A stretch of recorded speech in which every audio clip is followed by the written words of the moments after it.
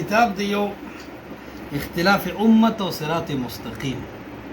دا د کراچۍ یو عالم او حق تکړه سړی و مولانا یوسف لودیانی شهید رحمت الله علیه دا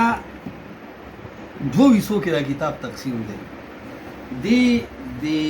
اوله حصه کې صفحه 43 کې یو خبره کوي د بریلیانو د دیوبندیانو اختلاف راغلی دی وی دا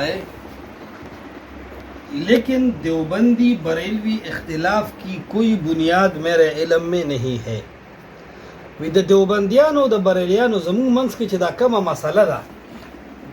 دا اختلاف ما ته پدې چې مونږ په سر وایو خلک وی خلص پی د ګیدل روري زمون والد صاحب کله کله وی د پنجاب بریلی او د سرحد دیوبندی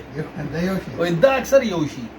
نو پرون یو مولام په دې کلیف کو زه دا وایم چې دا بریلیت او دیوبندیت کې څه خاص فرق نشته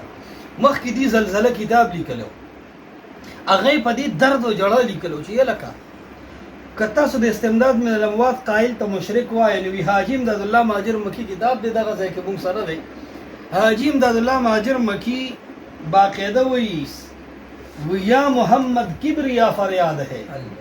سخت مشکل میں فنسا ہوں میں آج کل یا محمد کبریا فریاد ہے نو استا حاجی امداد الله مهاجر مکیم د استمداد من الاموات د مړو د امداد قائل دی کله نور بشر مسله شنو وستا مخکې د یو دوه علما د مناظره و نو دا هیله اسقاط باندې مسله شاوه ته وستا د دیوبندیانو سره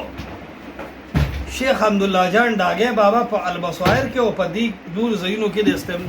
د عید میلاد النبی قائل دی هغه قائل دی ویلي چې عید میلاد النبی شتا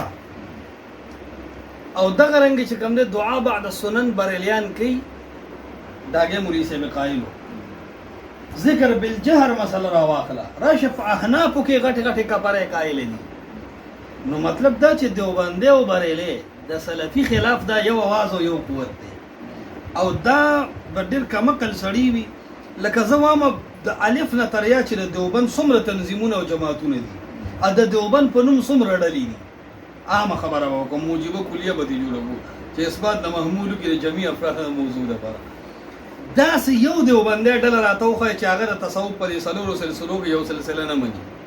لنډه خبره دا سلور واړه د تصوف سلسله د بریلیانو دي اکثر دیوبندیان نقشبندیان دي ما چشتیت کې وخت تیر کړي سروردیت کې هم تیر کړي نقشبندیت کې نو دا ټول هغه رسمه د یو موحد مزاج سړی کله په ورېدی په دې سره یو کیفیت راځي دی یو ټک وی او الله اکبر ودا یو وجد راځي ستاسو الله سره تعلق جوړیږي وې دا د نقشبندیت سلسله دا ما د پلار نه په دې سلسله کې بیات کړی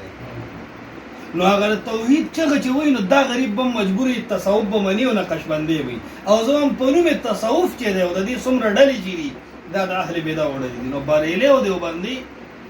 دا جنگ مکوي دا جنگ ملړو وای چې کنه دی کې فرق دی شی یو دی